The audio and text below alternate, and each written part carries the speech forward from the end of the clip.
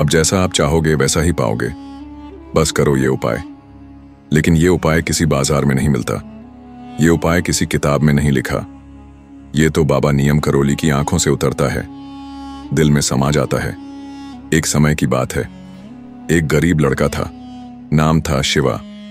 छोटा सा गांव, टूटी झोपड़ी, एक बीमार मां और हर दिन का संघर्ष। शिवा रोज बाबा की तस्वीर के आगे बैठता और कहता, बाबा मुझे भी वो जिंदगी चाहिए जहां मैं अपनी मां को हंसते देख सकूं, जहां मैं किसी के आगे हाथ न फैलाऊं। लेकिन हफ्तों बीत गए, महीनों बीत गए, कुछ नहीं बदला। एक दिन शिवा ने रोते हुए बाबा से कहा, क्या मेरी चाहत में कमी है बाबा, या फिर मैं उस लायक नहीं कि मेरी भी सुन ली जाए। उस रात शिवा को एक सपना आया। बाबा नियम करोली मुस्कुरा रहे थे और बोले, बेटा चाहत पूरी तभी होती है जब वो मन से नहीं आत्मा से निकले, और आत्मा से निकली बात तकदीर को हिला देती है। बाबा ने कहा, कल सूरज उगे उससे पहले उठ जाना, अपने दोनों हाथ जोड़कर राम नाम लेना और सिर्फ एक बात बोलना, जो मेरे हक में है वो मुझे जरूर मिलेगा, और जो नहीं है वो मुझसे दूर ही रहे। शिवा ने वैसा ही किया, और फिर जो हुआ वो चमत्कार नहीं, बाबा का आशीर्वाद था। उसी दिन गांव में एक नया स्कूल खुला और शिवा को वहां शिक्षक की नौकरी मिल गई। मां का इलाज हुआ, झोपड़ी की जगह एक छोटा घर बन गया। शिवा ने किसी से कुछ मांगा नहीं था, उसने बस बाबा का उपाय अपनाया था। शिवा की जिंदगी बदल चुकी थी। अब वो पहले जैसा लड़का नहीं रहा था। अब उसके चेहरे पर शांति, आंखों में विश्वास और मन में सिर्फ सेवा का भाव था। गांव वाले जो कभी उसे ताना मारते थे, अरे ये तो बाबा के भरोसे बैठा है, अब वही लोग शिवा के पास आते और पूछते, बाबा का वो उपाय हमें भी बता दो। शिवा मुस्कुराकर सबको सिर्फ एक बात कहता, चाहत को मत रोको, बस उसे बाबा के चरणों में रख दो, फिर देखना अब जैसा आप चाहोगे वैसा ही पाओगे। धीरे धीरे शिवा का गांव भी बदलने लगा। जहां कभी लोग झगड़ते थे, अब वहां भजन गूंजने लगे। जहां कभी दरिद्रता थी, अब वहां संतोष का दीपक जलने लगा। क्यों? क्योंकि हर किसी ने बाबा की विधि को अपनाया। और वो विधि क्या थी? बहुत आसान, बाबा नीम करोली की चमत्कारिक विधि वेंग। सुबह सूरज उगने से पहले उठो, दोनों हाथ जोड़कर आंखें बंद करो, तीन बार कहो, हे बाबा नीम करोली, जो मेरे लिए उचित है वो मुझे मिल जाए, जो मेरे लिए नहीं है वो मुझसे दूर हो जाए। 4, फिर कुछ मत मांगो, बस दिन भर सेवा करते रहो और हर काम को राम का काम समझकर करो। धीरे धीरे लोग महसूस करने लगे कि जिस सुख की उन्हें तलाश थी वो उनके भीतर ही था। एक वृद्ध महिला थी जिसे अपने बेटे की नौकरी की चिंता थी। उसने शिवा से उपाय पूछा और वो विधि अपनाई। सिर्फ 11 दिन में उसके बेटे को विदेश से नौकरी का बुलावा आया। एक लड़की थी जिसकी शादी टूट गई थी, उसने भी बाबा को पुकारा और कुछ ही हफ्तों में एक ऐसा जीवन साथी मिला जो सिर्फ उसका नहीं, उसके आत्मसम्मान का भी साथी बना। अब शिवा अकेला नहीं था। हर गांव में, हर शहर में जहां भी कोई टूटा हुआ इंसान था, वहां बाबा की चमत्कारी विधि पहुंच रही थी।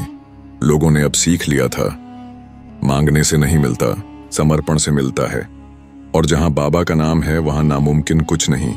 अब शिवा सिर्फ एक शिक्षक नहीं रहा था, वो बन चुका था एक दीपक जो दूसरों के अंधेरे को रोशनी में बदल रहा था। लेकिन जहां रोशनी होती है वहां अंधेरे की अंतिम परीक्षा भी आती है।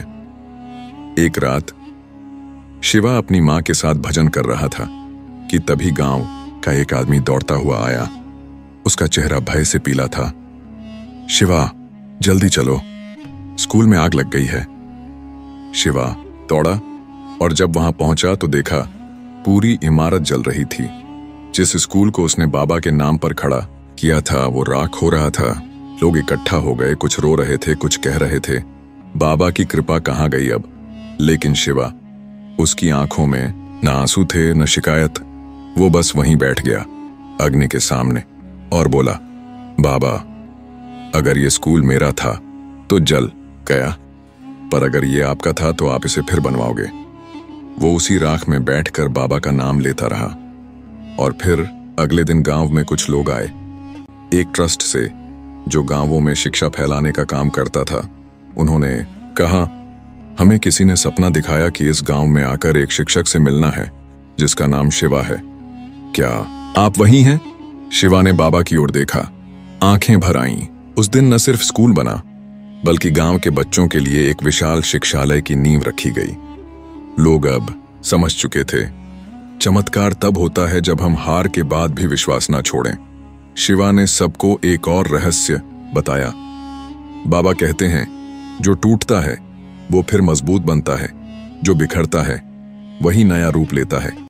अब देश भर से लोग शिवा के गांव आने लगे और हर कोई सिर्फ एक ही सवाल लेकर आता, हमें भी वो उपाय बताओ जिससे हमारी जिंदगी बदल जाए।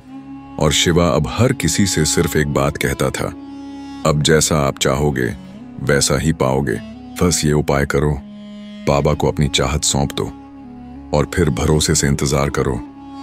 शिवा अब एक साधक बन चुका था। ना उसे अब किसी चीज की जरूरत थी, ना कोई इच्छा। बस बाबा के नाम में उसका दिन, उसका जीवन, उसकी सांसें समा चुकी थीं।